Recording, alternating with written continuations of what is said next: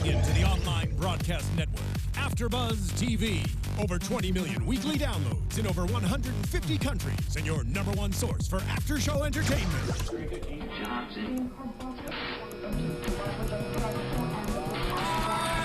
AFTERBUZZ TV, the destination for TV superfans. Producing after-shows for over 300 of your favorite TV shows. Interviewing celebrities and showrunners. And bringing you behind-the-scenes exclusives. All thanks to E! Entertainment's Maria Menounos, producer Kevin Undergaro, and internet leader Akamai. Now, let the buzz begin! That's right, ladies and gentlemen. Let the buzz begin all the way, going back a few centuries, as we discuss Reign here on AfterBuzz TV. You know what? I'm just no longer going to make any promises anymore. For those of you who've been following the show, Keaton Markey is an integral part of the show. But all I can surmise is that she's on Mars stuck, and she's going to need our help. And, you know, who knows? I might take off and help her. Alina Vision may take off. Exactly. But, you know, the only thing that's stopping us is, of course, you, the fans. We have to deliver Reign, the after show, every week to you guys. And so here we are. Welcome, Alina. Thank you. Thank you. I'm so glad to be back. One day we will have a panel. She will come back from Mars. That's right. I have faith. That's right. That's all we can surmise at this point, Yes. is that she's on Mars. Nonetheless, you know what? Hopefully, that's why I'm not gonna say we're gonna have a full. When it happens, it happens. But for Right. now, you know what? We don't want to jinx ourselves. I think you know. You know what? We're good. That's it. We're good. We're good. We're good here. You know, the more the merrier, but two can handle it. Yeah. And this was a fun episode. It's called Wedlock, episode 9.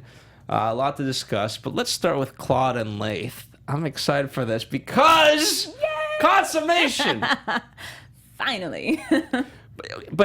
And I've been talking about this. This was the first time we've really gotten Claude and Greer in the same episode. Not only that, but they talked about it. Yeah, that's so true. I didn't think about that before. So how do we feel about this? I don't know I don't know how the nicknames would work, but are you team Claude and Leith, or are you Greer and Leith? I'm team Greer Leith. Okay. I am. Because I just feel like Greer hurt him too much. Like, he's got to move on from that. But now he's hurting her, sort of. Yeah, but I mean, I don't know. He should go with where his heart is at. And is that Greer? I don't think so. I think it's Claude now. Okay. Yeah. I think So it's how Claude. could you be how could you be Leith and Greer? No, I thought okay. I'm team Leith and Greer. I mean, Claude. Claude. Yes. Okay. Yes. Okay. Yeah, I mean, I think I'm excited. I mean, this in itself, the fact that they finally consummate this, even though earlier on he called her basically a slut. Yeah. That was a weird turn. That scene itself, I want to ask you, because I was watching and I was like, wait, did things skip for me? Because it escalated very quickly. He's like, I got this from town for you. Right. And then it just took that turn. So explain it to me from because she's the one who flips out. Yeah, I think she flipped out, obviously, because it's not just a whatever fling, which I think everything kind of in the past seems to have been. So I think she was freaking out that it's a big deal for her, I guess, all of a sudden, to have sex with him. And he got what he got from town, and she had, it was like that was the time to do it. And I think she kind of freaked out. But yeah, he did say, well, this is not like the first time, you've ever done this. So what's the problem? And I was like, okay, that's probably not something you really want to say. Not even in Shakespearean language? No, when you're trying to, do the deed with somebody like that. So yeah, a little untimely, but I don't know. What did you think of the scene? Like I said, I mean, I was very much on his side in the sense that it didn't make sense to me. I knew he messed up, but the fact that it escalated that fast, I was like, wait, did I miss something? But it's Claude. She's like dramatic. She's so get dramatic. that. But yeah, I mean, I think, especially because she is so into him, I thought she would have just kind of brushed it a little aside. Mm-hmm. That was my thinking. I think she's just so dramatic. She's just kind of that type of girl that's dramatic, and she was a little bit afraid from the get-go, or a little scared of her emotions and feelings. Like when she was talking to Greer, she said, like, this is something, like, I really like him and I'm scared that I could get my heart broken. So I think that kind of played into her blowing up a little bit more than probably she needed to. Yeah. Yeah. But it all is that ends well, except it doesn't end well, but it ends in that moment when they're finally... That was a good scene. Yeah, it was. So... I think a lot of people were cheering at that moment in time. I imagine. Finally. Yeah. So yeah, absolutely, and especially because it's romantic in itself how he got her out of the courtship with whoever the weird lame guy was. Yeah, there's a whole bunch of, I'm assuming, dukes and royalty, those people. Right, exactly, who were super lame, super not Claude types. Yeah. She was like a Latin lesson or whatever ended up being. That was fun. Mm-hmm. So, and then this what hurts, but this is the part of the whole thing. Like, they're kind of off, and this is in general. It seems to be like for every one of these relationships, they're off in their own little fantasy world. Mm. Down the entire line, obviously we'll talk about Elizabeth Dudley, but I think there's a lot of similarities there, where you have this relationship, and it progresses and it goes well. Like that in itself has its own challenges, and then you realize the real world wants none of this. Right. They don't care for any of it, and as a narcissist, you're gonna marry this duke because we got to pay off some debts. Right. Like a big bombshell just drops and blows up your plans. Yeah. That does happen with a lot of the relationships on here. I've just noticed that now that you pointed that out. Oh, that's just it's just the thing. It's you gotta pay off debt. Exactly. Oh, very interesting. So, what did you think about Narcisse? What do you think his whole? It's interesting. So this is this is the kind of the first time where he's not courting or with Lola in any way, shape, or form. I mean, the last time we sort of were with him was after the death of King Henry and dealing with that, and so he was obviously rotten to the core, and we all hated him. And then as that switched, and he started pursuing Lola a little bit more and more, we took a liking to him, and obviously he stayed on the show. Now Lola is in France. We don't, or not France, in England. We don't see her, and so obviously he's trying to do certain right things. It's almost he's going through the motions, but I don't think he's a changed man in any sort of way. No. So he's still power hungry. Yeah. For sure. And he's just like, I'm going to do what I want to do, for the good of France and Narcisse. Do you feel he wants to change at all, or no? No, I think now that Lola's gone, I don't really see too much of a need for him to change and pretend to be the good guy that I once thought he was for a little bit. I think it's just full on Narcisse now. Yeah. And do you think he knowingly, like, I mean, he has a history with Claude himself. Right. He has a history with a lot of women at court. He wrote a book about it. Yeah. Or they wrote but in general, do you think there was motive beyond? Do you think there was a little bit of a personal dig at Claude in doing this? Maybe, because he did know that she had made a promise with Catherine. So maybe it was just Narcisse kind of being Narcisse in that way. But I don't think he has any feelings for her in that way anymore. I didn't get that from him at all. Yeah, I agree. Yeah. And especially, we've seen him turn her down. It was... Right. Unless... there's no power that she can give him at this point in time. So for him to marry her is illogical. Right. But he just needs the money, I think, at this point.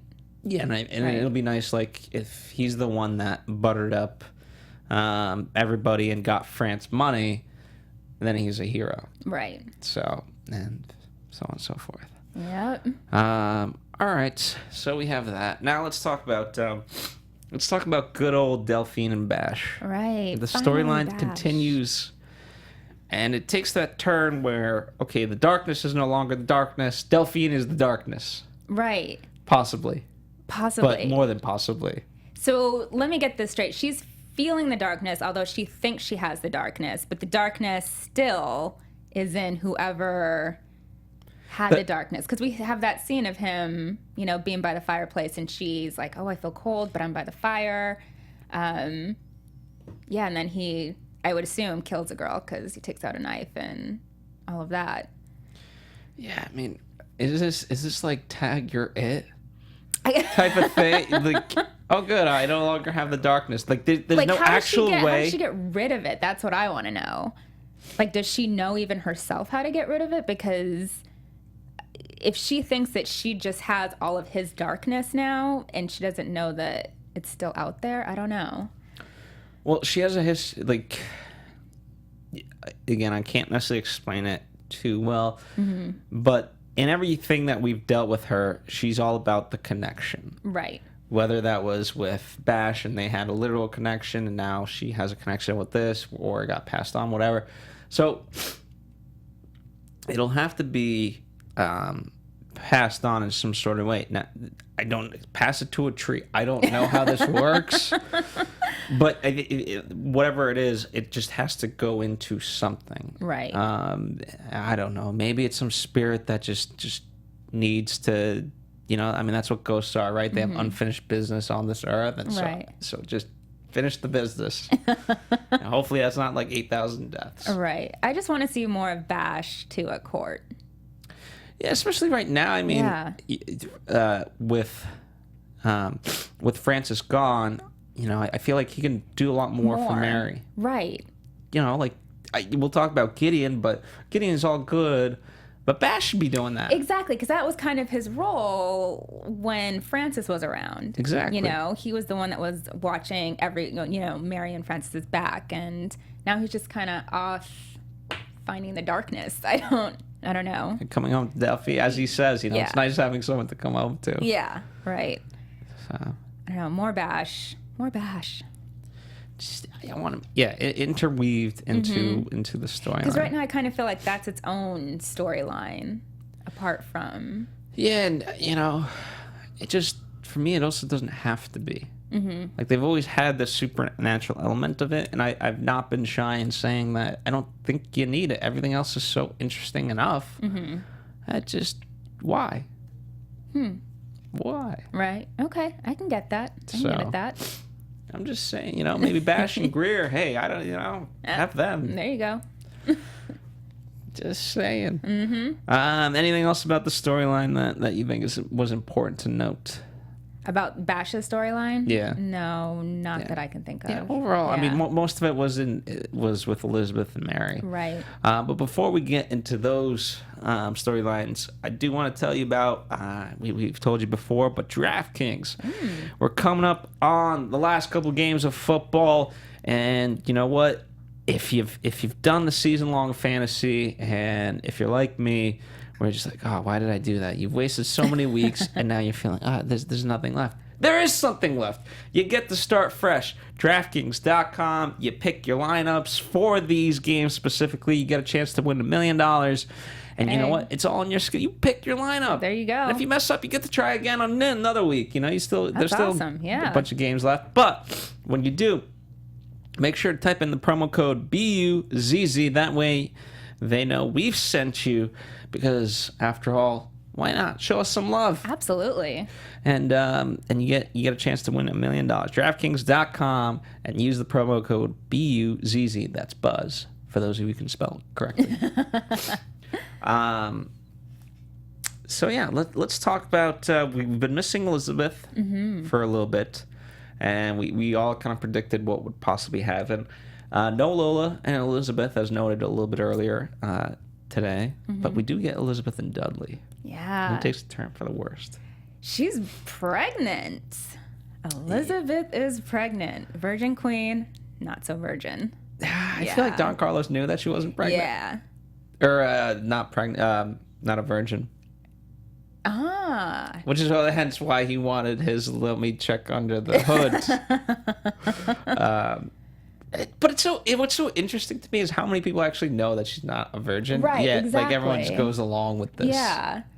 Especially in this, it's kind of like, well, everyone knows that her and Dudley, but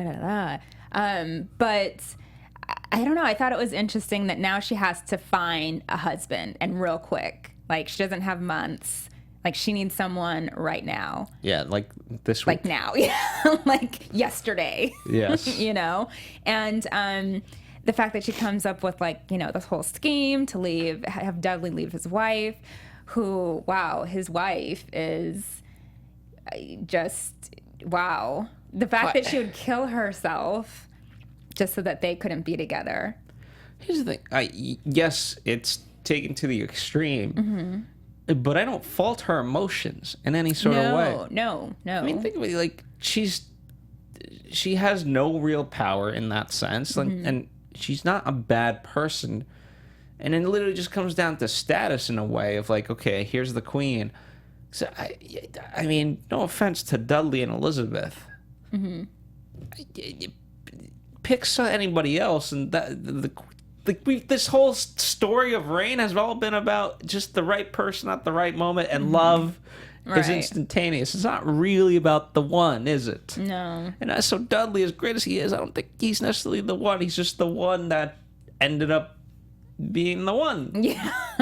For this, to get her pregnant. Yeah. Certainly.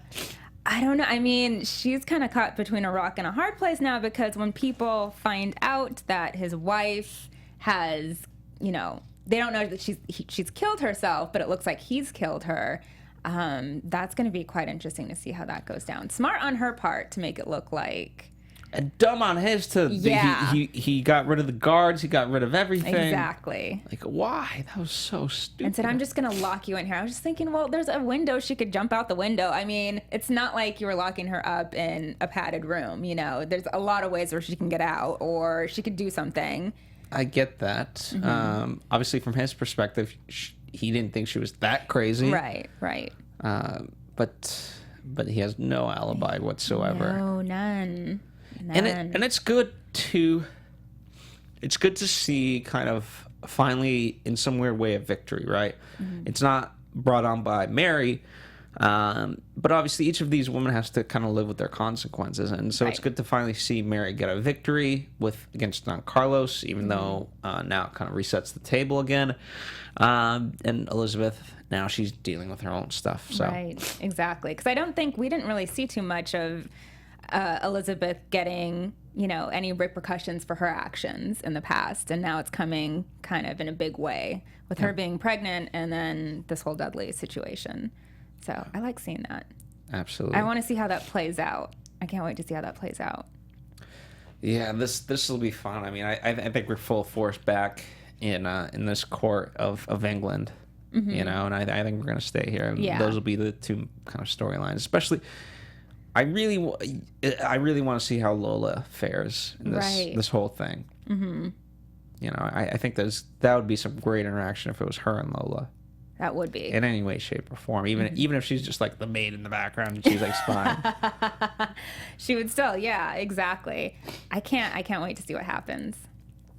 Do you think, in general, I don't think Mary talked about it too much, but her spies that found out about Gideon and the daughter, could that have been Lola? Oh. I didn't think about that. I'm just saying. Possibly. I mean, I'm sure she has a lot of spies, but maybe it was a bit too quick. Yeah, who knows? Yeah, who knows? But I didn't think about that before. Could have been. It would be interesting if it was. Yeah. So. Very, very interesting. So what did you think about Gideon? You know, it's interesting to kind of have learned what we did, because he was sent there to basically fall in love with her. Right. And in some sort of weird way, it's slowly progressing there. It is. It sure is. You can tell. And, you know, the tough part is deciphering, is he genuine, or is he just putting on an act? Right. What do you think? I kind of think it's genuine. I do. I think he went there with those you know, to serve his queen and whatnot. But I think I don't know. There's something about him that seems like it would be genuine. It's one of those things, right? Where it's almost like a cliche weird trailer, like the one thing that they couldn't count on was love. Like, it's just you're setting someone up to try to fall in love, and if you're Elizabeth, like, you don't think that they could actually fall in love, right? But then it happens. Yeah. So interesting. Like, almost shame on Elizabeth for thinking that, right? And maybe she is smart to obviously foresee that, and she's got safeguards against that. Mm-hmm. So that'll be interesting how that plays out. Because I think you're right. Right. You think he's genuine? I think so. Yeah. I think so too. I don't know if she's smart enough to have foreseen that would happen. Elizabeth. Yeah, Elizabeth. I think it just kind of happened, and she'll probably be happy with it because that means that Mary's not marrying, Don Carlos and all of that. Which we still have to get to that. Well, so let's get to that, because unless you want to talk Dudley more, but I think we're done there. All right. Don Carlos. Didn't I call it last week? I said his brain could heal. You did. Yeah, you did call it, which I think strays away from history a little bit. It does, yeah. Heavily. Mm-hmm. But it's good because it kept the tension. And it's nice because it kind of resets it. What did you think about that? And him kind of now, like, I like that he turned it into like a power position, and right. I like seeing Mary go through the process of figuring this out and working with Gideon, even though ironically, as she says to him, like, you're the only person that doesn't want me to get married, so, like, hey, if you don't want this to happen, make it not happen. Exactly. Figure it out. Yeah. Help me figure this out. I thought it was really smart of Don Carlos, obviously. Because what prince doesn't want his own country to be king of, Yeah. And when he was able to figure out that it was Mary that was there and she was deceiving him and kind of using him for his grain and money, he was... Narcis certainly didn't help that when he was talking right in front of him. Oh, my goodness. Yeah. Like, oh my... Come on, Narcis. It was one of those things, like, he's still in the room. Yeah, exactly. He can still understand, But I was glad that Mary figured... I was interested to see how this was all going to play out, like how he was going to be kind of written out. I thought it was the most interesting way for him to kind of get that flashback with the whole spin, the whatever, the almost the dreidel-like thing. Mm-hmm. Right, with the whip. Yeah. Yeah. That was so clever. It was really clever. And that Mary, I didn't know if Mary in that scene was like, ooh, does he know something? Is the whip reminding him? Because she kind of caught on. It seemed like that something's up.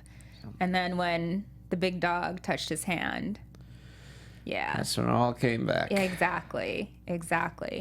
I got to give credit to Mary. She's very, very smart at protecting herself, I think. Absolutely. The whole play of putting in the wrong contract was very smart. I thought I thought Don Carlos gave himself up too easily. When he was going through the contract? Yeah. Because I've seen similar things like this, and again, it's one of those things that if not played right, it could be a little cliche. Mm-hmm. And so I thought they could have gone a little bit better with it. Mm-hmm. But in the past, I've seen it like, it could have been like, does anybody else want to leave? Right, exactly. No. Because I don't know how to sign. Right. Anybody want to sign and Luke? Right. Like anything. Just anything. Besides of like, what is this? Yeah. This isn't the right... My arms are working. Yeah. And I have perfect speech and all of that. Yeah, it did. It came on very, very quickly. Yeah. Although, it just reminds me of so many other, like, the Office, the British version had a fun test for, like, paraplegics. And it's just so wrong. Of like, of course. Pull the fire alarm. See if they get up and run, they're lying. You know what I mean? Right. I feel like, because in that situation, if there's a fire situation or a safety situation, you abandon very fast.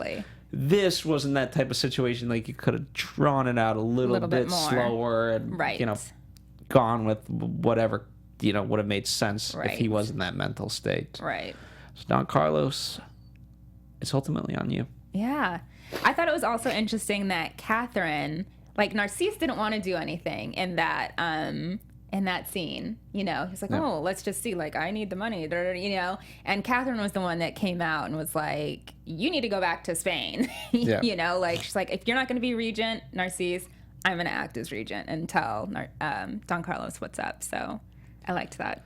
Yeah, absolutely. And again, it's just that it's that bond that Catherine and Mary have developed. They are just taking on the world together. Absolutely. So I really enjoyed that. I thought it was brilliant. Yeah. And you know, and as much as Catherine and Mary were, you know, in that moment together, the fact that Mary came up with this plan, although albeit from her mother, right? Nonetheless, she learned it from her mom. You know, she's like Catherine. She's got a little bag of tricks, and she's able to pull exactly where she needs to. Yeah, I guess you have to, being a monarch, especially a woman at that time.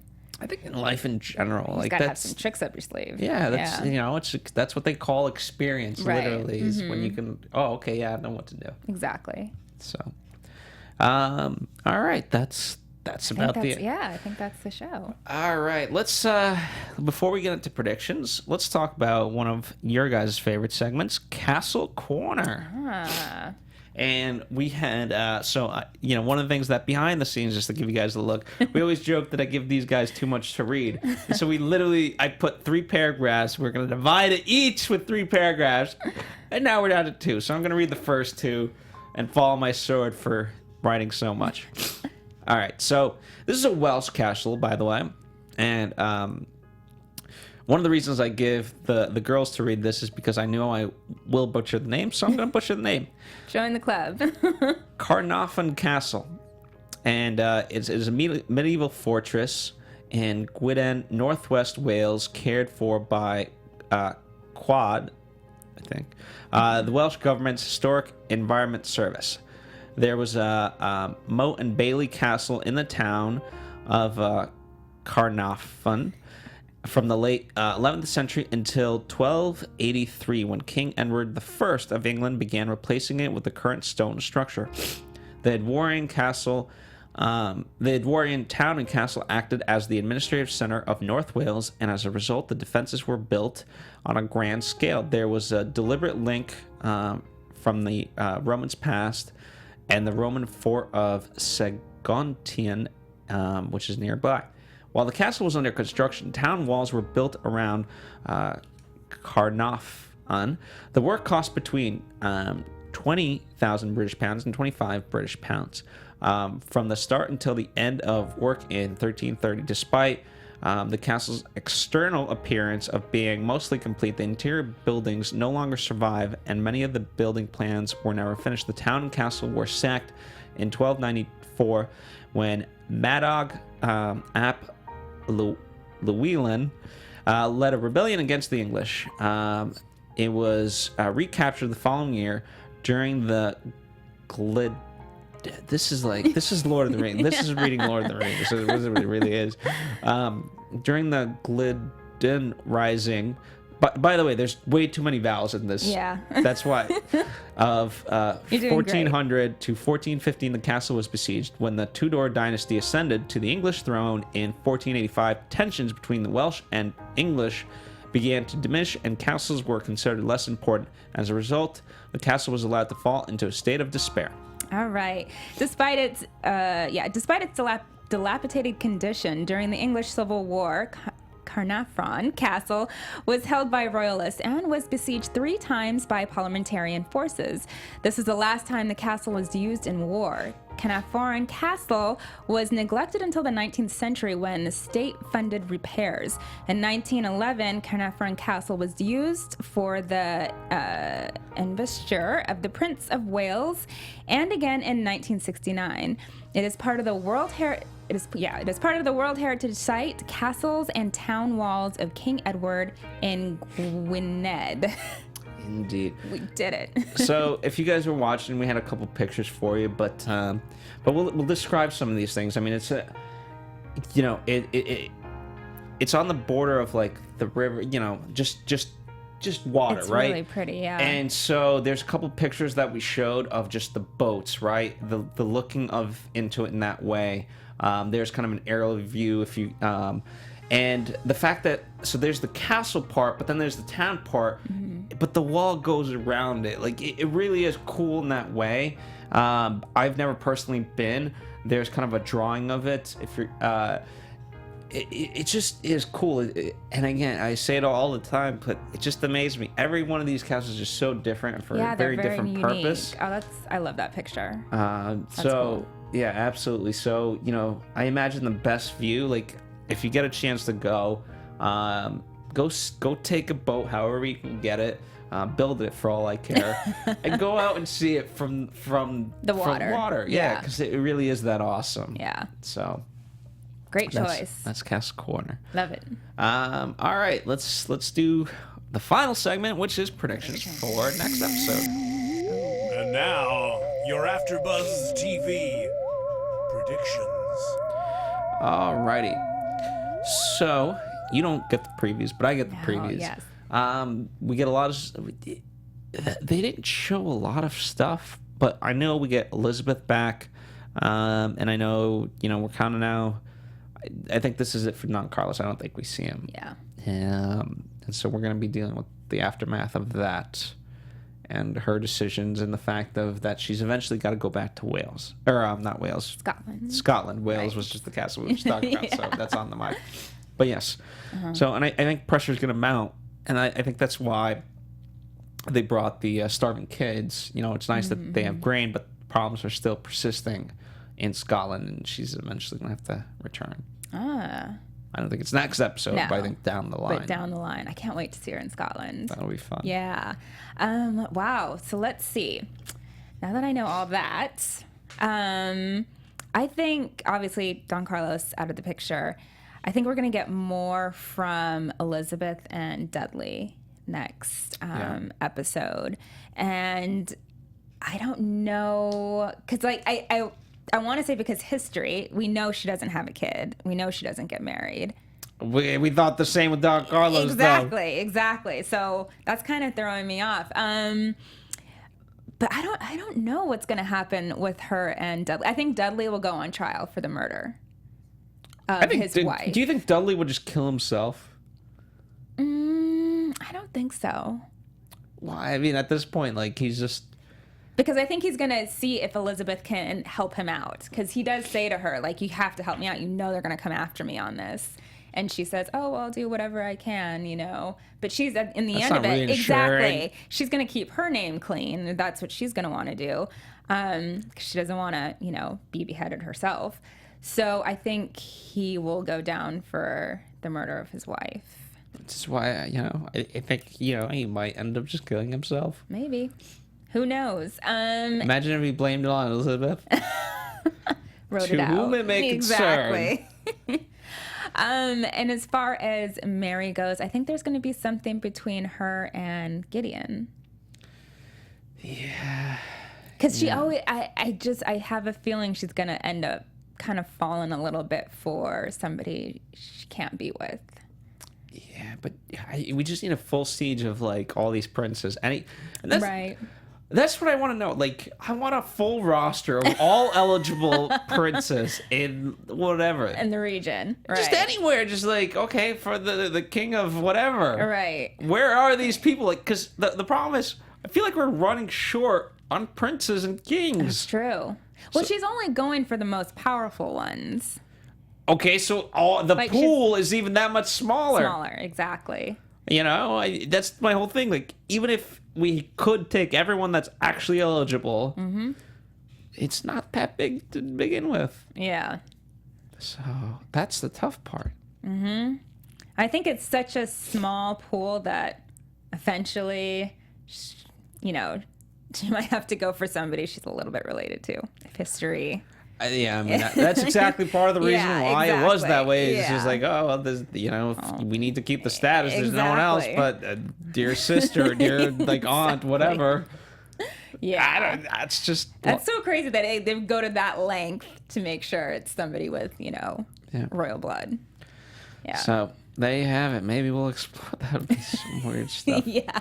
Anyway, hopefully we don't see that Yeah. necessarily, because this is weird. Weird. But it could go that way. Who knows? Let us know your guys' thoughts, whether on YouTube, whether on iTunes, whether on the website, or just Instagram, Yeah. Twitter, any of that stuff. Speaking of those, where can people find you, Alina? Everyone can find me on Twitter, Instagram, Snapchat at Alina Vision. That's ALINAVISSION. That's right. It's like Vision, but with 2 S's. Exactly. That's what I always say. There you go. And follow us here at AfterBuzz TV, Facebook, Twitter, Instagram, all that fun stuff. And no more promises from me. That's my resolution for the new year. Okay. No more promises. All I can promise is a great show. Exactly. That's it. So we'll be back next time. Hopefully you will too. And spread the word. Tell a friend. That's all we ask. And don't forget, if you do like football, get on fantasy football. Give it a try. DraftKings.com. Promo code BUZZ. We'll see you next time. Bye. From executive producers Maria Menounos, Kevin Undergaro, Phil Svitek, and the entire AfterBuzz TV staff, we would like to thank you for listening to the AfterBuzz TV network. To watch or listen to other after shows and post comments or questions, be sure to visit AfterBuzzTV.com. I'm Sir Richard Wentworth, and this has been a presentation of AfterBuzz TV. Buzz you later. The views expressed herein are those of the hosts only and do not necessarily reflect the views of AfterBuzz TV or its owners or principals.